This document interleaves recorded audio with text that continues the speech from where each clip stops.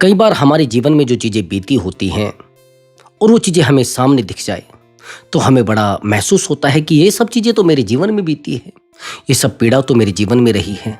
लेकिन जब हम उन संघर्षों से लड़ते रहते हैं, उन चीज़ों से लड़ते रहते हैं, उस समय हमें नहीं पता रहता है, क्योंकि जीवन में सुख होता है और हम पीड़ा को ऐसे ही, अरे कुछ नहीं है, ये चीज़ें बेहतर नहीं है। मैंने कुछ समय पहले एक कविता पढ़ी थी। जब मैं पढ़ाई करता था उस समय उस कविता को मैंने पढ़ा था, लेकिन मुझे लगता था कि इस कविता का मेरे जीवन में कोई लेना देना नहीं है।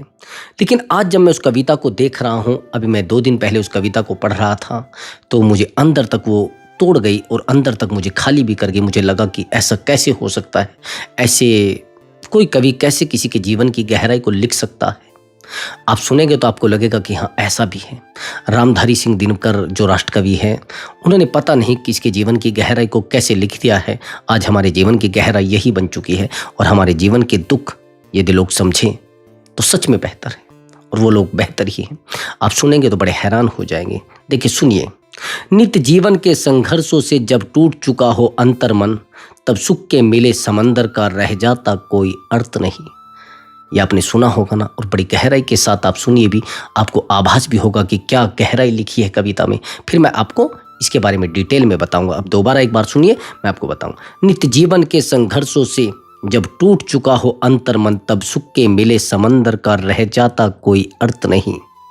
जब फसल सूख कर जल के बिन तिनका तिनका बन गिर जाए, फिर होने वाली वर्षा का रह जाता कोई अर्थ नहीं। आगे सुनिए, बड़ी गहरी बात है। संबंध कोई भी हो, लेकिन यदि दुख में साथ न दे अपना, फिर सुख में उन संबंधों का रह जाता कोई अर्थ नहीं।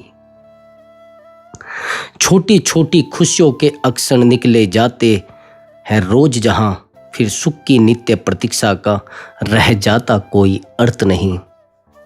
मन कटु वाणी से आहत हो, भीतर तक छलनी हो जाए, फिर बाद कहे प्रिय वचनों का रह जाता कोई अर्थ नहीं। सुख के साधन चाहे जितने हो, पर काया रोगों का घर हो, फिर उन अगणित सुविधाओं का रह जाता कोई अर्थ नहीं। आपने देखा है कितनी गहराई की बात लिखी है। अब मैं आपको इस कविता के बारे में बड़ी गहराई से बताऊंगा, जो हमारे जीवन में बीती है और आप लोगों के जीवन में भी बीती है। कई बार हम बहुत सारी सुख की कामनाएं कर लेते हैं अपने जीवन में, बहुत सारा पैसा कमाते हैं और हम सोचते हैं कि शायद कुछ जीवन में बेहतर होगा, तब हम इसका प्रयोग करेंगे। कई लोगों के सपने होते हैं कि हम मकान बनाएंगे, कई लोगों के सपने होते हैं कि हम एक गाड़ी खरीदेंगे, लेकिन तब तक उम्र बीत चुकी होती है, तब तक हमारे हाथ पैर काम करना बंद कर चुके होते हैं। क्या लाभ है उस सुख का, क्या लाभ है उस सुविधा का। हम लोग एक सपना देखते हैं कि एक समय पर हम लोग अपना घर बनाएंगे, लेकिन जब हम उस घर में रहने के लायक ही नहीं रहेंगे, क्या होगा उस सुविधा का। जीवन में जिन संबंधों को हम अपने माथे पर रखते हैं, हम अपने सर पे बैठा कर रखते हैं, एक एक लाइन की मैं आपको डिटेल बताऊंगा। कई बार हम कुछ संबंधों को अपने जीवन से बहुत अधिक गहराई तक जोड़ लेते हैं, लेकिन जब हमें पीड़ा होती है, जब हमें दर्द होता है, तो कोई संबंध काम नहीं आता, कोई व्यक्ति काम नहीं आता। हमें अकेले उन संघर्षों से लड़ना होता है। समझ रहे? मान ले जाए हम अपने जीवन में संघर्ष कर रहे हैं, समझ रहे? नित्य जीवन के संघर्षों से जब टूट चुका हो अंतर्मन, फिर सुख के मिले समंदर का रह जाता कोई अर्थ नहीं। अर्थात जब जीवन में आप बहुत संघर्ष कर लेते हैं और संघर्ष करने के बाद उस समय पर जाकर आपको वो सुख मिले, वो सफलता मिले, जब आपका मन टूट चुका हो, आपको सफलता से कुछ लेना देना नहीं है। जैसे हम कुछ प्रिय साथियों को अपने जीवन में पीछे छोड़ देते हैं और कुछ रिश्तों को हम छोड़ देते हैं, और वो रिश्ते हम चाहते हैं कि उन रिश्तों के साथ हम अपने जीवन को जिए। हम बहुत सारे प्रयास कर लेते हैं। जैसे किसी को किसी से प्रेम होता है और उस व्यक्ति के लिए वो लड़ता है, वो सोचता है कि कल मैं इतना बेहतर व्यक्ति बन जाऊंगा, फिर मैं इसके साथ वो सुख, वो सुविधाएं मैं जीऊंगा और मेरा जीवन बेहतर हो जाएगा, मुझे लगेगा कि हाँ ठीक है। लेकिन उस समय उस व्यक्ति को उससे दूर कर देता है कोई, अर्थात उस समय उसको वो सफलता मिलती है जब उसके जीवन में उस सफलता का कोई अर्थ ही नहीं होता है। क्या होगा उससे? क्या आपको अच्छा लगेगा? दुख की बात यह है कि उस समय इस कविता के बारे में हमें पता भी नहीं था। आज पछतावा होता है कि यदि ये चीज समझ ली जाती उस समय। सच बात यह है कि जब तक आप जीवन में संघर्ष नहीं करेंगे, जब तक आपके जीवन में पीड़ा नहीं होगी, जब तक आप अपने जीवन में नहीं टूटेंगे और जब तक आपको अकेला नहीं किया जाएगा, तब तक आपको किसी कविता का बोध नहीं होगा। जब तक आज इस कविता का अर्थ हम खुद में ही निकाल लेते हैं, खुद से हमारे जीवन पर फिट हो जाती है कविता। पता नहीं क्यों उस समय हम इन चीजों को नहीं समझ पाए, पता नहीं हम क्यों अभागे रहे कि ये इतनी सुंदर कविता हमारे जीवन में थी और हमें क्यों नहीं समझ पाए।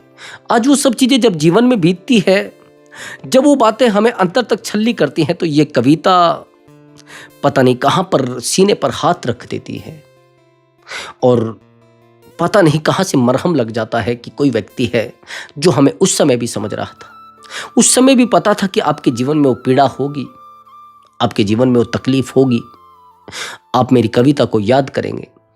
और सच में ऐसा ही हुआ है। आज जब मैं उस पीड़ा से, उस संघर्ष से गुजर रहा हूं, तो आज लगता है कि शायद हमें उस समय समझ जाना चाहिए था। लेकिन प्रकृति है, आपको जब तक ठोकरें नहीं मिलेंगी, जब तक आपको ठोकरें लगकर और लात नहीं लगेगी, समय आपको पीड़ा नहीं देगा, तब तक आपको इस कविता का बोध नहीं होगा। ये कविता आपको नहीं समझ आएगी। सच बात यह है कि हम रात दिन संघर्ष कर रहे हैं, रात दिन हर एक चीज से लड़ रहे हैं, एक छोटी छोटी चीज पर झगड़ा करने लगते हैं।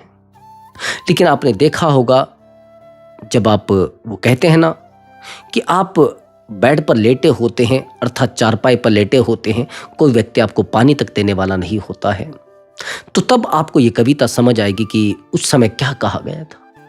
वो कहते हैं ना कि जब शरीर में रोग हो, आपके पास कितनी भी सुविधाएं हो, आपको क्या फायदा उन सुविधा का, आपको क्या फायदा उन चीजों का, चाहे आपके पास कितनी भी सुविधाएं हो।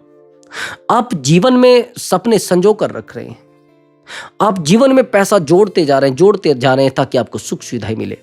कल आप पैसा जोड़ते हैं, पैसा जोड़ने के बाद आपको पता लगता है कि आपका एक बेटा आवारा हो चुका है, जो बेटा आपकी प्रॉपर्टी का अंगूठा लगा कर आ गया कहीं। मैंने आपको पहले भी एक बार बताया था, वो कहानी मैं आपको बता देता हूँ। घटना मेरे जीवन के और प्रत्यक्ष में प्रमाण भी है मेरे पास उस कहानी का।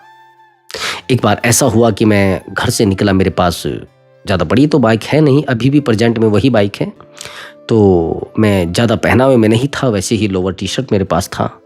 तो मुझे एक व्यक्ति मिलता है जिसकी उम्र मुझसे लगभग 20 साल ज़्यादा, लगभग उम्र होगी उसकी 55 साल।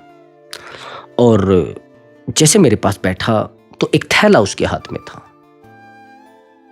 पता नहीं परिचय क्या हुआ, क्या उनको पता लगा क्या नहीं हुआ कि वो मुझसे कहने लगा कि बेटा आप किधर जाएंगे। मैंने कहा कि मुझे तो यहाँ तक जाना है, थोड़ा घंटा घर तक। कि बेटा आप मुझे बिठा लेंगे। मैंने कहा हाँ ठीक है, मैं बिठा लूँगा आपको। तो जैसे मैंने उनको बिठाया कि मुझे रास्ते में कुछ खरीदना था, तो मैं वहाँ बैठ गया। मैंने कहा सर आप 10 मिनट के लिए वेट करेंगे मेरे साथ? कि हाँ करेंगे। तब तक मैंने कहा बात करें? कि ठीक है करें। जैसे बातें शुरू हुई तो मैंने उनसे पूछा कि आप क्या करते हैं? कि करते नहीं, हम तो सब ठीक चल रहा है अपना। उन्होंने कहा कि जहाँ आप खड़े थे वो मेरा मकान है। मैंने कहा बड़ी अच्छी बात है, अरे गुरुजी आपने तो बड़ा बेहतर मकान बना रखा। मैंने कहा उनसे। फिर उन्होंने कहा नहीं उसी के बराबर में मेरा एक और मकान है जो किराए पर चलता है। मैंने कहा अरे उससे भी बेहतर बात है। मैंने कहा बच्चे कितने हैं? कि बच्चा एक है। मैंने कहा उससे भी बेहतर बात है, एक बेटा है। मैंने कहा बच्ची कि उसकी शादी कर दी है। ठीक है, यहां तक तो सीमित था। फिर उसने कहा कि मेरे 2 मकान यहाँ है और उसी के बराबर में एक प्लॉट पड़ा है, वो भी मेरा ही है। लगभग वहीं पर उसकी 1.5 करोड़ की संपत्ति थी, बड़ी महंगी प्रॉपर्टी है जहां की मैं बात कर रहा हूं। फिर समय बीता, उसके बाद बात चलती रही तो उन्होंने कहा कि 2-3 प्लॉट और भी मैंने ले रखे हैं। मैंने कहा अरे। अब मैं सोचने लगा कि हम इस उम्र में क्या कमा रहे हैं। मेरा दिमाग तुरंत मेरे दिमाग को क्लिक कर गया तुरंत मेरी बात उनकी बात थी मेरे दिमाग पर क्लिक कर गई। मैंने सोचा कि इस उम्र में हम क्या कमा रहे हैं, ये व्यक्ति इतनी प्रॉपर्टी कमा चुका है। मैं बड़ा तकलीफ मुझे हुई। लेकिन थोड़ी ही देर बाद जब बात चलती रही तो जब वो चलने लगे तो मैंने उनसे एक बात पूछी। उन्होंने बता दिया लगभग 3 करोड़ की प्रॉपर्टी। हैरानी की बात, मैंने पूछा कि गुरुजी सर, मैंने कहा ये जो थैला है इसमें क्या है? उन्होंने कहा बेटा इसमें कुछ फल हैं और कुछ नमकीन वगैरह भी। मैंने कहा अच्छा, इसको कहाँ आप लेकर जा रहे हैं? कि बेटा सच बात तो ये है कि मेरा एक बेटा है और वही नशा मुक्ति केंद्र में है। तो भाई मैंने, यकीन मानिए आप लोग, मैंने माथे पर हाथ मारा और मैं अंदर तक पूरे तरीके से मैं खो गया कि ऐसा कैसे हो सकता है। एक व्यक्ति इतना बेहतर और उसके जीवन में एकदम से, और वो फ्यूचर प्लान बहुत बड़े बड़े बनाए बैठा है, बहुत दूर तक लेकर जा रहा है अपने आप को। जब उन्होंने कहा कि मेरा एक बेटा है और वही बेटा नशा मुक्ति केंद्र में है, मैं अंदर तक हिल गया, सुन्न हो गया बिल्कुल। मैंने कहा सर आप मेरे पास, मैंने दोबारा उनको बिठाया। लेकिन दुख की बात यह थी कि वो मुझसे बात करते करते रोने लगे। मैं सुन रहा था उनकी बात। मैंने कहा ये जो आपने प्रॉपर्टी बनाई है, आपको लगता है एक फ्यूचर प्लान कामयाब है जिंदगी में? मैं आपसे एक प्रश्न कर रहा हूं, यदि आप ये वीडियो देख रहे हैं, अगर ये आप वीडियो देख रहे हैं तो आप कमेंट जरूर करना, क्या जीवन में फ्यूचर प्लान कामयाब है? जिन लोगों की उम्र 40 या 50 हो चुकी है, मुझे लगता है उनके जीवन में फ्यूचर प्लान कामयाब नहीं है। आज वो जहां पर खड़े हैं वो कभी सोचा ही नहीं था उन्होंने। आज जिनके बेटे बर्बाद हो चुके, जिनकी बेटियां बर्बाद हो चुकी हैं, उन्हें तो लगता था कि ऐसा तो नहीं हो सकता। जिन बेटों को उन्होंने पढ़ाकर विदेश भेजा और वो आज वो बच्चे उनसे बात नहीं करना चाहते, कभी उन्होंने सोचा ही नहीं था। आज जिस पत्नी के ऊपर वो सबसे ज्यादा भरोसा करते हैं, आज वो पत्नी उनको छोड़कर जा चुकी है, उन्होंने कभी सोचा नहीं था। मेरा मानना है कि फ्यूचर प्लान काम नहीं करते, केवल आपको लगता है।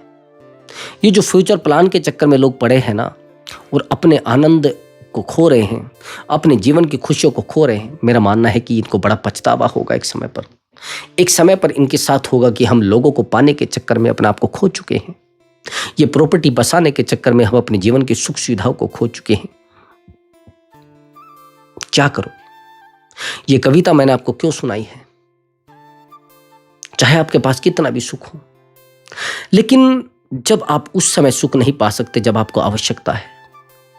मैंने इस व्यक्ति की कहानी नहीं, मैंने 1000 लोगों की काउंसलिंग कर रखी है। इस प्रकार के व्यक्तियों की काउंसलिंग तो मैंने कम से भी कम 4000 लोगों की कर रखी है, लेकिन इस प्रकार के बहुत सारे लोगों की काउंसलिंग मैंने कर रखी है। एक व्यक्ति जो उम्र में लगभग 70 या 72, उसने कहा कि मेरे पास एक ही बेटा है, लेकिन एक बहुत बड़ा पियक्कड़ है। मैंने कहा आप क्या करते हैं? कि मैं बहुत सात्विक आहार करने वाला व्यक्ति हूं, शुद्ध शाकाहारी व्यक्ति हूं, और मैंने कभी जीवन में एक शराब की टुपक मात्र एक बूंद तक नहीं पी है, और मैं शराबी व्यक्ति के पास नहीं बैठता। और हैरानी की बात यह है कि आज मेरा बेटा मुझसे बात नहीं करना चाहता है। मेरे बेटे को 5 साल हो गए मुझसे बात करे। मेरे बेटे की बहू मुझसे बात नहीं करना चाहती है, केवल पोता और पोती बात करती है, उससे ज्यादा कुछ नहीं। मैंने कहा आप क्या करते थे? कि मैं गवर्नमेंट एम्प्लॉय था, PW डिपार्टमेंट में था, लेकिन आज पता नहीं क्या है, और मेरा बेटा एक पुलिस डिपार्टमेंट में है। और दुख की बात यह है कि वो बात क्यों नहीं करता है। सच बात यह है कि आप नहीं समझ पा रहे। ये जो आप फ्यूचर प्लान आप रात दिन बना रहे हैं ना, ये फ्यूचर प्लान सेकंडों में रखे रह जाएंगे भाई। जिन बेटों को आप प्रेम से देखते हैं, उनको प्रेम करना सिखा रहे हैं, कल जैसे ही उनका विवाह होता है, वो अपनी पत्नी से भी झगड़ते हैं, यहां तक अपने भाई को शत्रु देखते हैं। उनका सबसे बड़ा शत्रु होता है उनका भाई, उनके मानने में। मुझे नहीं पता वो है या नहीं है, ये मैं नहीं कह रहा हूं। जिन बेटों को आप ये कहते कि बेटा इकट्ठे बैठ के भोजन किया करो, आज वो बेटे एक दूसरे के पास नहीं बैठ पाते। आज वो बच्चे एक दूसरे के पास भोजन नहीं कर पाते। आज वो बच्चे आपसे बात तक नहीं कर रहे। क्यों? अब आप कहेंगे नहीं ऐसा तो नहीं, ये तो कर्म का खेल है। ये कर्म का खेल नहीं है, ये आपके द्वारा बनाए हुए अपने कर्म है। आपके द्वारा गढ़ी हुई एक नाव है, जो नाव आपको कहां लेकर जा रही आपको पता नहीं है। आज जिस दिशा में आप जा रहे हैं, ये जो रात दिन पैसा पैसा पैसा जोड़े जा रहे हैं, कल आपके पोते होंगे, पोते आपकी जितनी भी डिग्रियां हैं, आपकी मनोस्थिति के हिसाब से आपके सामने भी जला सकते हैं भाई। ये जो प्रॉपर्टी आपने आज खरीदी है, इस प्रॉपर्टी पर कब जांच बैठ जाए आपको पता नहीं। इस प्रॉपर्टी का कब आपका पोता, आपका बेटा अंगूठा लगा दे। और हैरानी की बात समझिए, आपके जितने गुनाह है, आपके जितने कष्ट हैं, आपके जीते जी आपको देखने पड़ेंगे। एक एक गुनाह, एक एक पीड़ा और एक एक बात अगर आपने किसी के ऊपर कही है और किसी को कही है, एक एक पीड़ा अगर यदि आपने बिना किसी कारण के किसी को दी है, तो पीड़ा आपको अंदर तक सहन करनी पड़ेगी। और आप कह रहे हैं कि नहीं नहीं, मैंने तो किसी से प्रेम किया है, मैंने तो हमेशा हर व्यक्ति को प्रेम दिया है, ये फ्यूचर प्लान। मैंने उस कविता को आपको क्यों पढ़ाया है भाई? मैंने क्यों उस कविता के बारे में आपको बताया है? मेरे जीवन में एक एक चीज, एक एक घटना, एक एक समय और एक एक दिशा बीती है उस कविता के हिसाब से। जो लोग संघर्ष करने वाले हैं, जिन लोगों ने संघर्ष करके जीवन को जिया है, उनके जीवन में सच में ऐसा बीता है। आज यदि मैं सुख चाहूं भी कि मेरे पास हो, आवश्यकता नहीं है भाई। एक समय यह आता है जब आपको सुख सुविधाओं की जरूरत नहीं होती है। आपको लगता है कि कुछ नहीं है, नील है सुख सुविधाएं, इनका कोई अर्थ ही नहीं है मेरे जीवन में। क्या करूंगा मैं सुख सुविधाओं को? आपने कुछ लोगों को कहते हुए सुना होगा कि अब है ही नहीं कुछ इन सुख सुविधाओं में, आप मुझे खुशी दो, आप मुझे दवाई दिलवाओ, काम ही नहीं करेगी। आप जानते हैं क्यों? इनका जीवन से नाता हट चुका है, जीवन की सुविधाओं से नाता हट चुका है, लोगों के संबंधों से नाता हट चुका है, लोगों से परेशान हो चुके हैं। और जो लोग रात दिन आकर आपको कह रहे हैं कि हम आपके अपने हैं, जो रात दिन आप संबंध बना रहे हैं, लोगों के साथ जाते हैं, लोगों के साथ आते हैं, एक दिन समय यह आएगा कि आपके संबंध धरे रह जाएंगे। ये जो लोग आज छाती से लगाकर आपको रोते हैं ना, आपको क्या लग रहा है कि ये लोग अपने हैं? और आज जो व्यक्ति कभी आपके खिलाफ था और आज वो आपके साथ है, आपको प्रेम दे रहा है, आपके पास बैठा रहता है, आप जानते हैं क्यों? आपको क्या लगता है कि उसका प्रेम सच में प्रेम है? नहीं, ये आप गलत सोच रहे हैं। उसका जीवन बेहतर नहीं चल रहा है, उसके जीवन में खुशियां नहीं है, वो निर्भर है आपके ऊपर, आपसे कमजोर है मेरे भाई। आपसे कमजोर होने के बावजूद वो आपके समक्ष इसलिए आकर खड़ा हो जाता है, इसलिए आपके सामने वो हाथ पसार कर, हाथ फैलाकर कह देता कि मैं बड़ा कमजोर हूं। नहीं तो उसका समय जिस दिन बदलेगा, उस दिन आपसे बात नहीं करेगा, उस दिन आपके साथ नहीं रहेगा, चाहे आप कितने प्रयास कर लेना। ये चीजें ऐसे नहीं कही गई है। किसी राष्ट्र कवि ने अगर ये चीज लिखी है, राष्ट्र कवि ने, तो बड़ा सोच विचार अपने जीवन को उस जगह पर रखकर वो समझना मेरी बात को। यदि लोग आपको एडवाइस दे रहे हैं, जैसे आपने देखा होगा कुछ लोग बड़ी खराब परिस्थिति में फंसे होते हैं, जैसे कई बार लोग परिवार से टूट जाते हैं, जैसे कई बार लोग एजुकेशन से टूट जाते हैं, जैसे कई बार लोग व्यापार से टूट जाते हैं, तो आप सलाह लेने जाते हैं उन लोगों के पास। लेकिन सलाह कई बार हम ऐसे लोगों से ले लेते हैं जो सलाहकार तो होते हैं, लेकिन हमारे बुरे वक्त में साथ देने वाले नहीं होते हैं, बस सलाहकार होते हैं। और वहीं पर सलाह हम ऐसे व्यक्ति से ले लेते हैं जो व्यक्ति ऑलरेडी हमारी चीज पर नियत डिगाए बैठा है। पहले समझना मेरी बात को।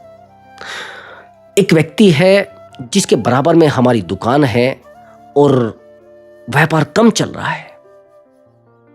अब इस व्यापार में जो आपको ठेस लग रही है, किसी पड़ोसी से यदि आप सलाह लेंगे, वो क्या कहेगा? वो कहेगा भाई दुकान बंद कर दो, वो कहेगा भाई दुकान को बेच दो।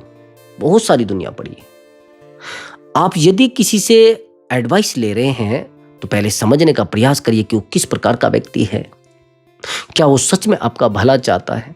उससे बेहतर होगा उसी डिपार्टमेंट के किसी अनजान व्यक्ति से आप सलाह ले लें, जिसका आपसे कोई लिंक ना हो, वो आपसे बेहतर सलाह दे। उसको ना तो आपके बेहतर होने से चिंता है और उसको ना आपके कमजोर होने से चिंता है। बिल्कुल चिंता नहीं है। समझ रहे? ज्यादा दौड़ा दौड़ी मत करो और ज्यादा अपने आप को समझाने की भी कोशिश मत करो। नहीं होगा कुछ भी। मत समझाइए अपने आप को, मत जीवन को दौड़ाइए, खराब हो जाएगी सब चीजें।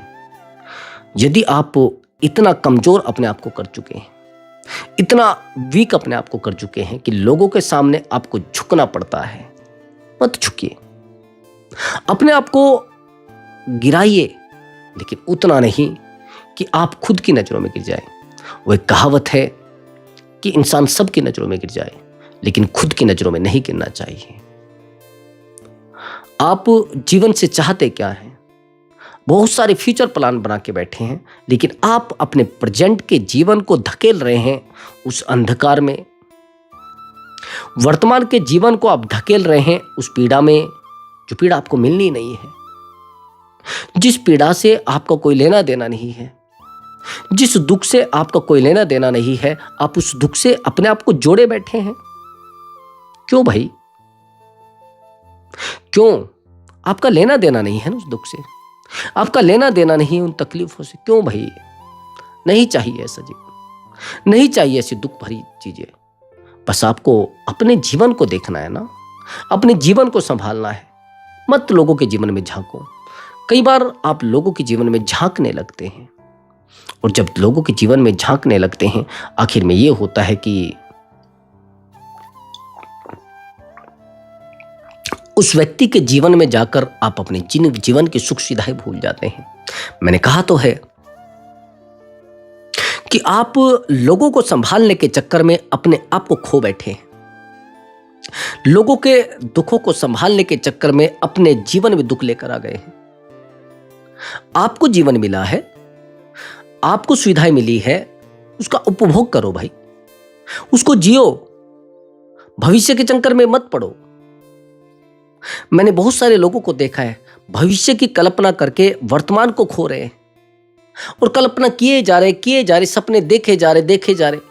अरे सपने ऐसे कौन से सपने हैं भाई? आपके प्रेजेंट की चीजों को खो रहे हैं। सपने कैसे सपने हैं कि आपकी सुख सुविधाएं आपके जीवन से हट गई है। आपको जीवन में सब कुछ बेहतर चाहिए। अभी काफी टाइम हो गया, मैं एक कैफे में गया, काफी समय हो गया। कैफे क्या, एक रेस्टोरेंट था, मुझे नहीं पता। मेरे एक मित्र था, वो मेरे साथ में था। तो जैसे मैं वहां पर पहुंचा, वहां पर जो ऑर्डर लेता है व्यक्ति, उससे मेरे एक मित्र ने ऑर्डर दिया, लेकिन मैं उसके साथ में था। मुझे उस व्यक्ति के बारे में पहले से आभास था, पहले से मुझे लग रहा था कि यह व्यक्ति जो है वो कहीं ना कहीं अपने व्यक्तिगत जीवन से चिंतित है और बड़ा डिस्टर्ब भी है। मैं गया तो मैंने कहा कि आप ऐसा करिए, वहां टेबल पर कपड़ा लगा दीजिए। वैसे उनका दायित्व भी है, जिम्मेदारी भी है, लेकिन उस व्यक्ति ने नहीं सुना। फिर मैंने दोबारा बोला, फिर भी नहीं सुना। फिर मैंने तीसरी बार बोला, फिर उसने बोला। और उसका कहने का तात्पर्य समझना क्या है कि आप थोड़ा स्लो, थोड़ा कम बोलिए, ज्यादा तेज बोल रहे हैं आप। मैंने कहा ठीक है। मैंने कहा आप, मुझे लगता है कि आप अपने व्यक्तिगत चीजों से परेशान हैं। अगर कोई व्यक्ति, अब मुझे एक बात पता है, वो आनंद लेने की बजाय हम उसको ठीक करने के चक्कर में लगे। हमें आनंद चाहिए था भाई, वहां 2 मिनट देर में दे देता, थोड़े दूसरे टेबल पर बैठ जाना चाहिए था। लेकिन हम उस व्यक्ति के जीवन को सुधारने के चक्कर में अपने आप को उलझा बैठे। क्या हुआ तुम्हारे जीवन में? क्यों हो रहा है तुम्हारे जीवन में? क्यों तुम सही से काम नहीं कर रहे? अरे भाई, ये दायित्व जो है, अब सुधारने के चक्कर में आप लोगोगे अपने आप को बिगाड़ लोगे। उनकी नजरों में हम पूरे तरीके से गुस्से वाले व्यक्ति हो गए ना। वो कैसे मुझे बता देगा अपने जीवन के बारे में? अब मुझे तो वहां पर सुविधा चाहिए थी, मुझे वहां पर सुकून चाहिए था, लेकिन मैंने क्या किया? बात को समझना, मेरी बात को। मैं ये उदाहरण इसलिए दे रहा हूं ताकि आप लोग जहां पर जा रहे हैं वहां सुधारने के चक्कर में मत पड़े। आप लोगों के जीवन में घुसकर उनको सुधारने का प्रयास करते हैं। आप लोगों के जीवन में डूबकर उनको सीधा करने के चक्कर में पड़ते हैं। उनको तो तिरछा रहने की आदत है भाई, उनको तो बर्बाद होने की आदत है। आपको जो चाहिए वो ले लो, आपको जो खरीदना है ले लो। आप क्यों लोगों की दुकान का शटर चेक कर रहे हैं? आप क्यों लोगों के पैसे चेक कर रहे हो कि कितना तुम कमाते हो, कितना क्या करते हो? मैंने वही तो कहा है, आपको सुविधा अभी चाहिए। आप फ्यूचर प्लान में मत पड़ो कि मैं भविष्य में ये बड़ा व्यक्ति बनूंगा तो ये खरीद लूंगा, मैं भविष्य में उतना बेहतर व्यक्ति बनूंगा तो मैं ये खरीद लूंगा। क्यों भाई? कहां? आप भविष्य में अगर अकेले ही रह गए फिर क्या करोगे? आज जीवन को जीना है, आज आनंद को लेना है। भविष्य के लिए अपने जीवन को कठोर मत बनाओ, अपने जीवन को दुखदाई मत बनाओ। लड़िए जीवन से, मैं कब कह रहा हूं। संघर्ष करिए, मैं कब कह रहा हूं। लेकिन संघर्ष कहां तक बेहतर है, कहां तक आपके जीवन को बेहतर बना रहे हैं, बस वहां रुक जाइए। अगर संघर्ष आपको सुविधा देने लगे हैं और उस उम्र में जाकर वो संघर्ष काम कर रहे हैं जब आपके जीवन आनंद लेने के लायक ही नहीं बचा है। आपको 75 साल में अगर आनंद लेना है, काहे का ले लोगे भाई? जवानी का आनंद और वो जिस प्रकार का आप आनंद चाहते हैं कहाँ मिल जाएगा आपको? प्रेम लोगों से चाहिए, कहाँ मिल जाएगा उस समय? उस समय तो आपको केवल सहारा मिल सकता है। सहारा भी ना दे लो, मर्जी है। फिर आप उनके ऊपर लाठी उठाने लग जाए, फिर आप उनको गाली देने लग जाए। कहाँ, किस मांग को आप कर रहे हैं? किस प्रकार की लोगों से अपेक्षा कर रहे हैं? नहीं, बस करिए, अपने आप को समय दीजिए। जितना आप अपने आप को समय दोगे, जितना आप अपने आप को बेहतर बनाने की कोशिश करोगे, उतना जीवन में सुख सुविधाएं आपके आती चली जाएंगी। तो ये चीज़ आपको बड़ी गहराई से समझनी पड़ेगी। मैं मिलता हूँ एक नए विषय के साथ और एक बेहतर वीडियो के साथ दोस्तों। नमस्कार दोस्तों।